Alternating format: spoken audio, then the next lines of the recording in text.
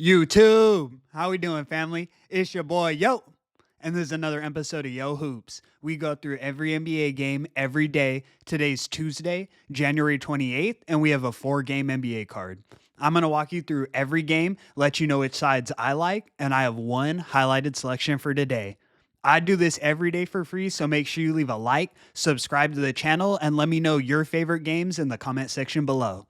Without further ado, let me get into today's recap. Recapping yesterday, we went 1-1 on our two highlighted plays of the day. Our first was the Charlotte Hornets plus 6 points against the LA Lakers. That game was a sweat. LaMelo Ball went down early in the game, and the Lakers were up by 25 points in the first quarter. AD had a 20-point double-double in the first quarter. You know what we did, though. We live bet it, and we cashed huge on that one, but it was sweaty. The Lakers ended up winning the game by 5, so we barely covered this line. Our next was the Minnesota Timberwolves laying 10.5 points against the Atlanta Hawks. The Wolves absolutely blew it. They were up by more than 12 for the entire game, and in the fourth quarter, they allowed the Hawks to come back and get the backdoor cover. Wolves only won the game by 8. We're now 27-15 ATS on all highlighted plays, but let's get back in that win column. Without further ado, let me get into today's games. In our first matchup, we have the Houston Rockets in Atlanta taking on the Atlanta Hawks. Rockets are laying 6 points, and the total is 227. Both of these teams are coming into this game off back-to-backs. They both played yesterday. The Rockets got an impressive outright win against the Celtics on the money line, while the Hawks did keep that Timberwolves game competitive and covered the number. So both teams looked pretty good yesterday. Trae Young didn't play in the Hawks game, but is questionable today. So he may play today, even though he didn't go yesterday. The Hawks are without Jalen Johnson and Dyson Daniels in this game. The Rockets, looking at their injury report, will just be without Cam Whitmore. Both teams have been mediocre this season off of no rest. So on back-to-backs, the Rockets are just 3-5, while the Hawks are 4-5. So nothing really there. For me, this game comes down to how well the Rockets have been playing recently. They've won their last 3 games outright on the money line as underdogs, and they're now 9-4 against the spread as road favorites. So they've been killing in this spot, and they're on a winning streak as underdogs right now. I think we can count on them to handle the banged up Hawks team. Hawks, even though they covered yesterday, they didn't look like anything special. So we're taking the Rockets laying the 6 points as our first selection of today. Let's move. In our next matchup, we have the Los Angeles Lakers in Philadelphia taking on the Philadelphia 76ers. Lakers are laying 5 points, and the total is 217.5. Lakers come into this game on a back-to-back. They played yesterday in Charlotte. That was our play of the day. And now they travel to Philadelphia. So not only a back-to-back, but a travel spot for the Lakers here. This would be a great situation for the Sixers, but they are still extremely banged up. When I look at Philadelphia's injury report, they'll be without KJ Martin, Caleb Martin, Andre Drummond, and Joel Embiid.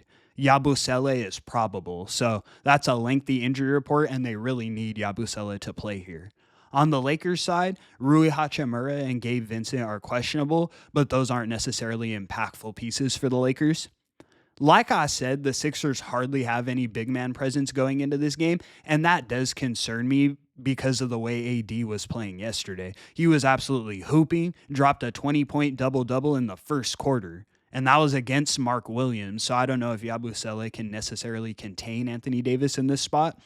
On no rest, the Lakers are 4-1 straight up this season. So they have hooped on no rest, but they are laying 5 points here. So when I look at laying or covering a 5-point line, they are only 2-3 on no rest. I think the back-to-back affects them here. They have an older squad. Think about Anthony Davis. LeBron James is the oldest player in the league. So ultimately, back-to-backs are going to play a factor on them. If the Sixers weren't so banged up, this would make a highlighted selection of today.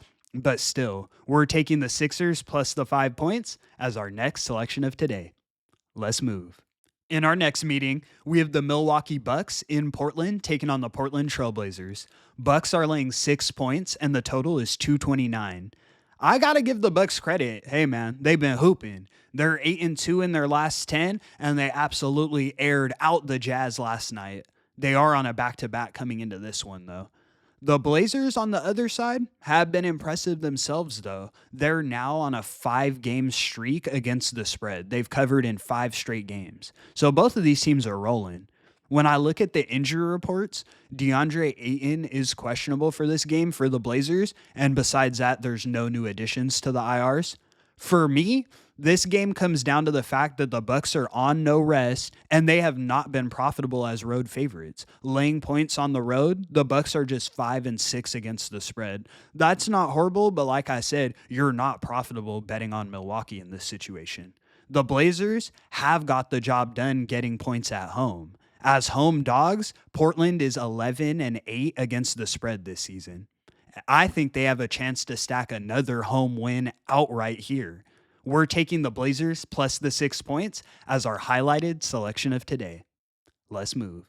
In our last and final matchup of the evening, we have the Utah Jazz in Golden State taking on the Golden State Warriors. Warriors are laying 11.5 points, and the total is 229. The Jazz come into this game on a back-to-back.